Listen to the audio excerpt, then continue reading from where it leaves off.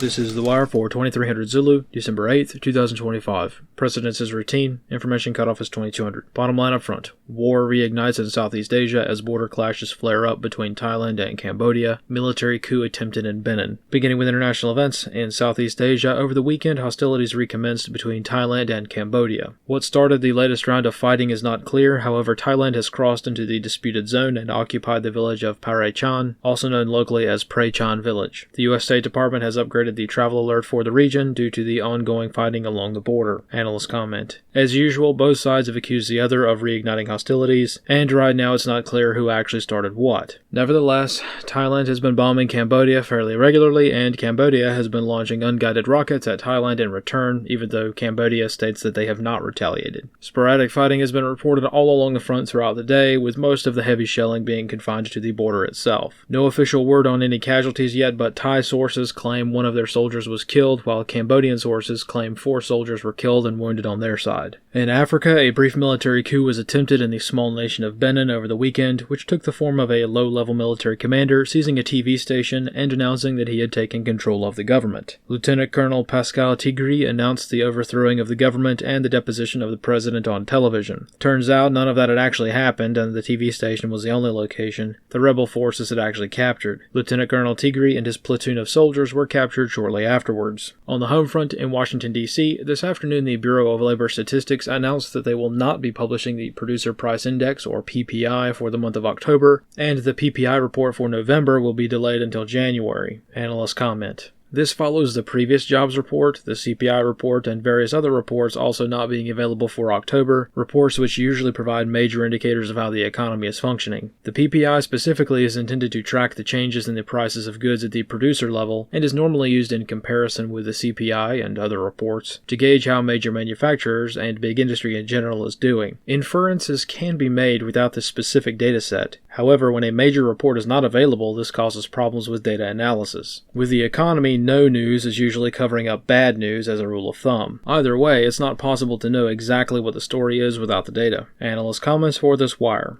For the aspiring warlords of the world, in order for a military coup to be successful, it is generally advised to actually seize control of government before making the announcement of such. Some units loyal to Lieutenant Colonel Tigri were successful in closing a few border checkpoints, however, no actual key sites were seized by the rebels before making the announcement on TV. Most interestingly, the neighboring nation of Nigeria assisted in providing air support for the government of Benin to help put down the coup attempt. This is part of a long-standing security pact and mostly took the form of Nigerian aircraft flying over important sites in Benin, such as military bases, checkpoints, etc., to see if anyone on the ground would shoot at them and thus reveal their allegiance to the rebels. Or at least that seems to be the theory used during the response. In some cases, Nigerian aircraft were fired upon with small arms, and at least one report exists that alleges Nigerian aircraft dropping a bomb in Benin. Locals in Benin have taken to social media to claim that Nigeria is currently invading Benin, while Benin's government is trying to suppress a coup. This wouldn't be the first time an African nation pounced on their neighbor during a time of weakness, but right now it looks like Nigeria is not actually invading Benin, at least not yet. This concludes The Wire for 2300 Zulu, December 8th, 2025.